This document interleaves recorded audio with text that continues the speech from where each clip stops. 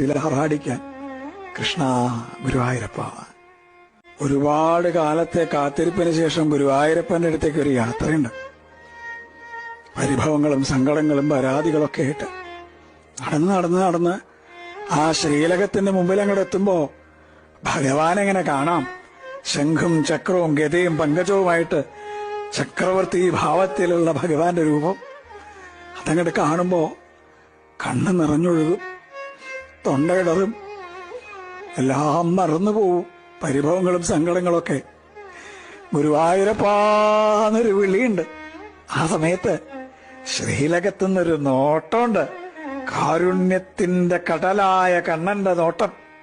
ഞാനില്ലേ കൂടെ എന്ന് പറഞ്ഞിട്ട് ആ കണ്ണനെ ഹൃദയത്തിലേക്ക് നിറയ്ക്കുമ്പോഴേക്കും ദ്വാരപാലകർ നമ്മളെ നിൽക്കിണ്ടാവും. പക്ഷെ ആ കാരുണ്യം നിറഞ്ഞൊരു നോട്ടല്ലേ, അത് മതി നമ്മളെ പരമാനന്ദത്തിൽ ഹറാടിക്കാൻ. കൃഷ്ണ ഗുരുവായൂരപ്പ. ഒരുപാട്